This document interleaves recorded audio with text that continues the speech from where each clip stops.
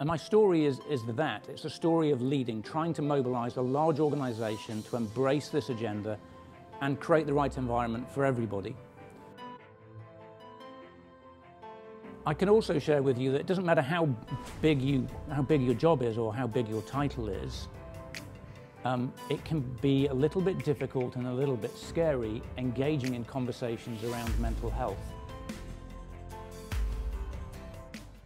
And as a resilient person, I had bought Ruby Wax's book Frazzled, which some of you I'm sure will know about, and let me try and fix myself with some mindfulness.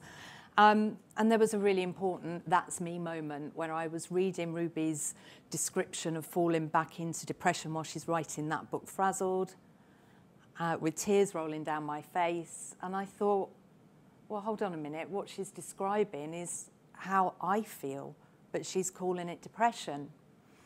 And that was the moment that got me back to my GP. And it was me in front of my GP saying, I think I might have depression. And in that letter, he shared that he thought I was suffering with depression. And the reason he thought I might need help is because he had also had a mental health experience, something he'd never shared with anyone before. And so instead of trying to talk about it and instead of trying to find the words to explain it, I just buried everything away. And that was when I started to hear this voice in my head. And that voice was my anorexia.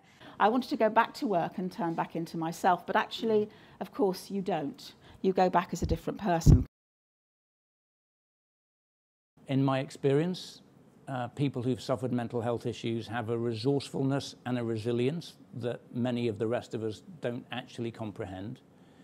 They have a natural empathy and EQ that, again, the average person in our family probably doesn't enjoy. And they have insights into people and people dynamics that are really helpful if you sit back and listen.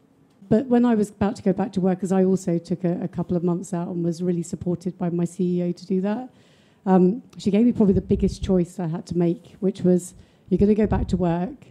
What are you going to tell people about where you've been? Are you going to be honest about your mental health, or are you going to tell them something else? People like me don't have to disappear off the planet, because that's what happens normally in senior roles. In the NHS, it's terrible. It happens in your world, your business world, the corporate world as well, that somehow people have a breakdown and they're meant to crawl away quietly, and we might see them, occasionally in the distance, wearing a Laura Ashley dress or something. I don't know. I didn't want to do that.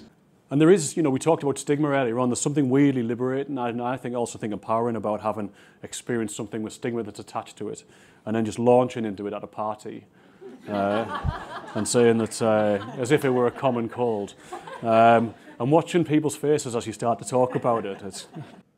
If you take nothing else away, take that away from me tonight. If you're open with yourself, you can then be open with others, and life becomes so much easier. Actually, one leader sharing vulnerability was the beginning of everything we have done at work, and that was Richard. If Richard hadn't have written that letter to me, I'm pretty damn sure I would never have picked up the phone and got help. As a result of my experience, it spurred me on for me to share my story and start our focus on wellness at 3. That meant that not only was I able to see some of the things Danny was going through, but also he knew it was okay to speak up. And we have 4,500 employees in our business, and we feel quite confident that even if locally we haven't solved all the problems that go on, we're not saying we have, but we know that we've made it okay for them to say that it's not, that they're not okay. And that was like the start of what we want to do, and it was that vulnerability from one person right at the beginning that made that happen. So the power of storytelling is enormous. People, once they start to tell their stories, will encourage others to do it. So from a leadership perspective, lending your voice and signalling to the organisation that you want to be part of this conversation and that you give permission for this conversation, certainly within HSBC, has been very powerful. Those of you who do lead, if you haven't done it yet, I'd encourage you to do it.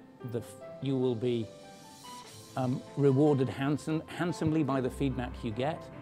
Those of you who work in organisations where your leaders haven't done it yet, tell them that John told you to get on with it.